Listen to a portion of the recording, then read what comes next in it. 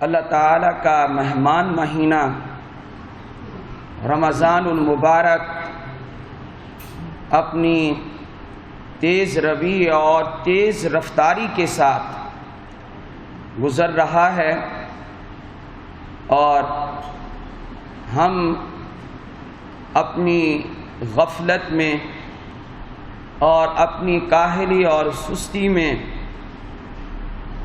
ویسے کہ ویسے ہیں۔ رمضان المبارک کا آج تیسرا جمعہ ہے اور 18واں روزہ ہے۔ اس کے بعد رمضان المبارک کا صرف آخری جمعہ ہوگا، لیکن یہ ہم سب کو یاد رہنا چاہیے کہ نبی کریم صلی اللہ علیہ وآلہ وسلم نے اپنے عمل سے ثابت کیا ہے کہ جیسے جیسے رمضان گزرتا جاتا تھا، آپ علیہ السلام کی عبادت میں اضافہ ہوتا جاتا تھا۔ آپ علیہ السلام کے بارے میں حدیث پاک میں آتا ہے کہ جب آخری عشرہ داخل ہو جاتا، ایقظ اہلہ احیا لیلہ کے الفاظ ہیں کہ آپ علیہ السلام رات کو سونا چھوڑ دیتے تھے اور اپنی ازواج مطہرات کو آپ علیہ السلام اپنے گھر والوں کو بیدار رکھتے تھے۔ آخری عشرے کی جو عبادت تھی وہ انتہائی بہت اہمیت کی حامل تھی کہ خود بھی ساری رات عبادت میں گزارتے تھے اور اپنے گھر والوں کو بھی، یہ نہیں ہے کہ اٹھو پڑھ لو، نہیں، بلکہ بیدار رکھتے تھے اپنی بیوی کو۔ اور اگر گھر میں کوئی رشتہ دار عزیز، مثلا حضرت میمونہ رضی اللہ تعالی عنہ کے بھانجے حضرت عبداللہ ابن عباس رضی اللہ تعالی عنہما کبھی کبھار اپنی خالہ میمونہ کے گھر میں آ کر ٹھہرتے تھے، فرمایا کہ اپنے اہل و عیال کو آپ علیہ السلام آخری عشرے میں بیدار رکھتے تھے۔ لیکن ہم لوگ جیسے جیسے رمضان گزرتا جاتا ہے ویسے ویسے ہم سستی اور کاہلی کا شکار ہو جاتے ہیں۔ یہ ہمارا عمل نبی علیہ السلام کے عمل کے خلاف ہے، بلکہ بہت سارے ایسے ساتھی نوجوان جن کو کرکٹ نے خراب کر دیا ہے، اور رات کا وقت ہوتا ہے، وہ نوافل کا وقت ہوتا ہے، وہ قرآن کی تلاوت کا وقت ہوتا ہے، وہ ذکر و اذکار کا وقت ہوتا ہے، وہ صلاۃ التوبہ پڑھنے کا وقت ہوتا ہے، وہ صلاۃ الحاجہ پڑھنے کا وقت ہوتا ہے۔ اللہ کے سامنے اپنی بداعمالیوں کی وجہ سے جہنم کی وہ آگ جو ہم نے سلگا رکھی ہے، جس کو قرآن نے سعیرہ کہا ہے، جس کو لظا کہا ہے، جس کو سقر کہا ہے، جس کو حاویہ کہا ہے، لہا سبعۃ ابواب کہا ہے کہ جہنم کے 7 دروازے ہیں۔ وہ آگ جو ہمارے گناہوں کی وجہ سے بھڑک رہی ہے، ضرورت تھی کہ آخری عشرے میں، اس اعلیٰ عشرے میں، ان اعلیٰ راتوں میں اللہ کے سامنے صلاۃ التوبہ پڑھ کر ہم اپنی آنکھوں سے 2-4 قطرے ہی بہا دیتے، جس سے ہماری وہ سلگائی ہوئی جہنم کی آگ بجھ جاتی۔ لیکن کرکٹ نے تباہ کر دیا، اور فضول محفل نے تباہ کر دیا، مجالس نے تباہ کر دیا۔ اور مجھے تو ایسا بھی معلوم ہو رہا ہے کہ جو نوجوان رمضان المبارک میں کرکٹ نہیں چھوڑ سکتا، وہ رمضان المبارک میں گانے بھی سنتا ہوگا، اس لیے کہ کرکٹ کا مزہ گانے کے بغیر آتا نہیں ہے۔ میچ بھی لگا ہوا ہو، گانے بھی چل رہے ہوں، تب ہمارے نوجوان کو اس میں مزہ آئے گا۔ تو جو نوجوان رمضان کا احترام نہیں کر سکتا، گانے بھی سنتا ہوگا، نبی کریم صلی اللہ علیہ وآلہ وسلم نے ارشاد فرمایا ہر رات ایک فرشتہ اللہ کی طرف سے آواز دیتا ہے، یا باغی الخیر اقبل، خیر کو چاہنے والے آگے بڑھ، نیکی کرنے والے آگے بڑھ، ویا باغی الشر اقصر، اور اے گناہ کے طالب، اے برائیوں کے کرنے والے برائی سے رک جا اور برائی سے اپنے آپ کو بچا لے۔ پہلا اشرا گیا، اب دوسرا بھی ختم ہونے والا ہے۔ کم از کم ہم سب کو رب تعالی سے، اللہ جل جلالہ سے آخری اشرے میں تو حیا آ جانی چاہیے کہ اللہ رب العزت تو معاف کرنے کے لیے تیار ہے، لیکن ہم لوگ آخری اشرے کے لیے کوئی مستعد نہیں ہیں۔ ہم نے آخری اشرے کو انتظار میں گزارنا ہے، عید کا انتظار، لیکن یاد رکھیں کہ عید ہماری پھیکی ہو جائے گی اگر ہم نے رمضان میں اپنی بخشش نہ کروائی تو۔ اس لیے رمضان کے لمحات کو آپ فضول نہ سمجھیں، آپ یہ نہ کہیں کہ یہ گزر رہے ہیں اور گزر جائیں گے، نہیں، اس کی ایک ایک گھڑی قیمتی ہے، اس کا ایک ایک لمحہ قیمتی ہے۔ جیسا کہ میں بار بار آپ حضرات کو متوجہ کرتا رہتا ہوں، حضرت صلی اللہ علیہ وآلہ وسلم کے بارے میں جس طرح یہ دو الفاظ ہیں حدیث پاک میں، احیا لیلہ و ایقظ اہلہ، نبی کریم صلی اللہ علیہ وسلم رات بھر اپنی عبادت میں گزارتے تھے، آخری عشرے میں سوتے نہیں تھے۔ حضرت صلی اللہ علیہ وآلہ وسلم سوتے نہیں تھے، حالانکہ اللہ نے تو سورہ فتح کی پہلی آیت میں فرما دیا، انا فتحنا لک فتحا مبینا لیغفر لک اللہ ما تقدم من ذنبک وما تأخر، ہم نے آپ کو فتح مبین عطا کی ہے، ہم نے آپ کو فتح مبین اس لیے عطا کی ہے کہ آپ کے اگلے پچھلے سارے گناہوں کو ہم نے معاف کر دیا ہے۔ تو نبی کریم صلی اللہ علیہ وسلم بخشے بخشائے ہیں، پھر بھی رات بھر عبادت میں آپ صلی اللہ علیہ وسلم گزار دیتے تھے۔ ہم اپنے نبی کے نقش قدم پر چلنے کی کوشش کریں، وَأَحْيَا لَيْلَهُ وَأَيْقَظَ أَهْلَهُ، گھر والوں کو بیدار رکھیں اور ان کو نوافل قرآن کی ترغیب دیں۔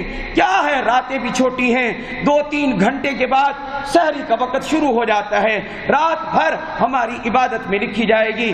اور تیسرا جملہ یہ آتا ہے، وَشَدَّ مِئْزَرَهُ، حضرت صلی اللہ علیہ وآلہ وسلم آخری عشرے میں اپنے لگوٹ کو کس لیتے تھے۔ علماء نے لکھا ہے لگوٹ کسنے کا مطلب یہ ہے آپ عبادت کے لیے مستعد ہو جاتے تھے، عبادت کے لیے کلی طور پر تیار ہو جاتے تھے۔ حضرت صلی اللہ علیہ وآلہ وسلم کو اس قدر عبادت کی ضرورت نہیں تھی، لیکن اللہ کے شکرانے میں آپ عبادت کرتے تھے۔ فرمایا ہمارے علماء دیوبند نے، یاد رکھیں، ایک مرتبہ ہم پڑھ رہے تھے کہ ہمارے استاد محترم امام اہل سنت، میرے استاد اور میرا وسیلہ، اور وسیلہ کس چیز کا؟ یعنی علم کے حصول کا، تفسیر کے حصول کا، حضرت مولانا سید حسین احمد مدنی رحمت اللہ علیہ کے مایہ ناز شاگرد حضرت مولانا سرفراز خان صفدر رحمت اللہ علیہ نے عجیب بات ارشاد فرمائی۔ آپ حضرات توجہ سے سنیں، کہیں ایسا نہ ہو کہ جملہ سمجھ میں نہ آئے اور بعد میں آپ کہتے رہیں کہ دیکھو بھئی ان کا عقیدہ کیا ہے۔ فرمایا کہ ایک امتی بظاہر اپنے نبی سے عبادت میں بڑھ سکتا ہے۔ اب اگر میں یہ بات کہہ کے خاموش ہو جاؤں اور آپ کو نہ سمجھاؤں، آپ تو کہیں گے یہ کیسے لوگ ہیں۔ میں نے کیا جملہ بولا جی؟ ایک امتی بظاہر اپنے نبی سے عبادت میں بڑھ سکتا ہے۔ ذرا بتائیں تو صحیح، ہمارے نبی علیہ الصلاۃ والسلام پر نماز کب فرض ہوتی ہے؟ آپ علیہ السلام پر نماز فرض ہوتی ہے جب آپ علیہ السلام کی عمر 50 سال ہوتی ہے، 51 سال ہوتی ہے۔ شب معراج میں آپ جاتے ہیں، آپ صلی اللہ علیہ وسلم پر 5 نمازیں اللہ تعالیٰ فرض فرماتے ہیں۔ 50 فرض کی تھیں، کم کر کے 5 کر دی اور ثواب 50 کا رکھا ہے۔ اب دیکھیں ذرا ہمارے نبی کی عمر کل کتنی ہے؟ 63 سال۔ تو آپ نے فرض نمازیں کتنے سال ادا کی ہیں؟ ذرا بتائیں تو صحیح۔ ہاں جی، کتنے سال؟ 13 سال۔ نبی علیہ السلام نے 13 سال فرض نمازیں ادا کی ہیں، لیکن آپ کا ایک امتی، اگر وہ امتی بالغ ہوتی ہی، ابھی جملہ سمجھ نہیں آئے گا، جملہ آپ کو بعد میں سمجھ آئے گا، بالغ ہوتے ہی 15 سال 16 سال کی عمر سے نماز فرض شروع کر دیتا ہے، آپ کا امتی کبھی وہ نماز نہیں چھوڑتا، کبھی روزہ نہیں چھوڑتا، اور اس کی عمر ہو جاتی ہے 80 سال، اس کی عمر ہو جاتی ہے 100 سال، تو آپ یہ بتائیں اس نے کتنے سال فرض نماز پڑھی؟ ہاں جی 1500 سال اگر عمر ہو جائے تو کتنے سال اس نے نماز فرض ادا کی؟ 85 سال۔ تو 85 سال امتی نے فرض نماز پڑھی ہے، اور ہمارے نبی علیہ السلام نے کتنے سال پڑھی؟ 13 سال۔ ہمارے نبی علیہ السلام کی فرض نمازوں کی جو مدت ہے وہ کم ہے، اور آپ کے امتی کی وہ مدت جس میں فرض نمازیں ادا کی ہیں وہ زیادہ ہیں، لیکن فرمایا یاد رکھیں اور یاد رکھیں، پھر میں کہہ رہا ہوں یاد رکھیں اور سمجھنے کی کوشش کریں۔ فرمایا یہ تو ایک امتی کی بات ہے، ترازو کا آپ ایک پلڑا مختص کر دیں کہ اس میں امت کے اعمال ڈالے جائیں گے۔ فرمایا اس پلڑے میں یہ ہے دایاں پلڑا، یہ ہے بایاں پلڑا، فرمایا اس دائیں پلڑے میں بائیں پلڑے میں آپ امت کے اعمال رکھ دیں، کیا صحابہ کی فرض نمازیں بھی رکھ دیں، اور شیخ عبد القادر جیلانی کی عبادت بھی رکھ دیں، امام ابو حنیفہ، امام شافعی، امام احمد بن حنبل، امام مالک کی عبادت بھی رکھ دیں، اور بخاری اور مسلم کی عبادت بھی رکھ دیں، تمام محدثین کی، بہاؤالدین زکریہ رحمتانی رحمت اللہ علیہ کی عبادت بھی رکھ دیں، اور ہر امتی کی عبادت آپ رکھ دیں، پورا پلڑا بھار دیں، زکوٰۃ کا ثواب بھی اسی میں، نماز بھی اسی میں، حج بھی اسی میں، عمرہ بھی اسی میں، صدقہ خیرات بھی اسی میں، ایک پلڑا آپ امت کے اعمال سے بھر دیں، اور میرے نبی صلی اللہ علیہ وآلہ وسلم کی پوری زندگی کا صرف ایک وضو ایک پلڑے میں رکھ دیں، میرے نبی کا وضو ساری عبادت پہ بھاری ہو جائے گا، اس لیے کہ جو اللہ نے آپ کو رتبہ دیا ہے، مائی کا کوئی لال آپ کا مقابلہ کر ہی نہیں سکتا۔ جبریل آپ کا خادم ہے، میکائیل آپ کا خادم ہے، ابو بکر آپ کا مقتدی ہے، عمر آپ کا مقتدی ہے۔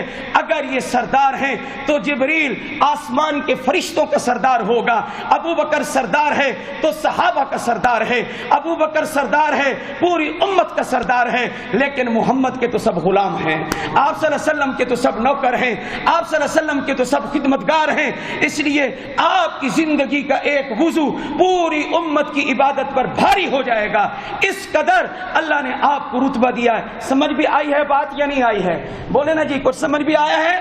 ہاں جی، سمجھ لیں آپ حضرات، ہمارا جو عقیدہ ہے وہ یہ ہے، ہمارے نبی جیسا نہ کوئی تھا نہ کوئی ہوگا، ہمارے نبی کی عبادت جیسی نہ کسی نے عبادت کی ہے نہ کوئی کر سکتا ہے، ہمارے نبی جیسا نہ کوئی وضو کسی نے کیا ہے نہ کوئی کر سکتا ہے، ہمارے نبی جیسا سجدہ نہ کسی نے کیا ہے نہ کوئی کر سکتا ہے، ہمارے نبی علیہ السلام کی عبادت بھی اعلیٰ، آپ کی سیرت بھی اعلیٰ، آپ کی صورت بھی اعلیٰ، آپ کے دن بھی اعلیٰ، آپ کی رات بھی اعلیٰ، آپ کی اولاد بھی اعلیٰ، آپ کی ازواج بھی اعلیٰ، آپ کی قرآن کی تلاوت بھی اعلیٰ، ذکر و اذکار بھی اعلیٰ، معراج بھی اعلیٰ، اللہ سے ملاقات بھی اعلیٰ، اور اللہ کے محبوب بن کر ساری مخلوق سے بھی اعلیٰ۔ نبی کریم صلی اللہ علیہ وسلم کو جو رتبہ اللہ نے بخشا ہے، میرا ایمان آپ کا ایمان یہ محمد کی سوغات ہے جو دنیا میں آپ نے تقسیم کی ہے۔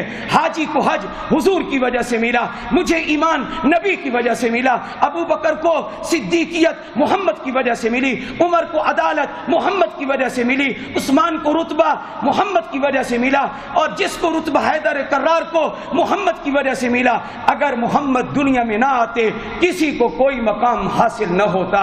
نبی کریم صلی اللہ علیہ وسلم باعث تخلیق کے کائنات ہیں۔ میں اور آپ کو جن کی رات دن گناہوں میں، جھوٹ میں، اور اسی طرح فرمایا آنکھوں کا گناہ، زبان کا گناہ، دل کا گناہ، خیانت، بددیانتی، ان تمام چیزوں میں گزرتی ہے، مجھے اور آپ کو یہ گناہوں کے بخشوانے کا مہینہ رمضان جو ملا محمد کی برکت سے ملا ہے۔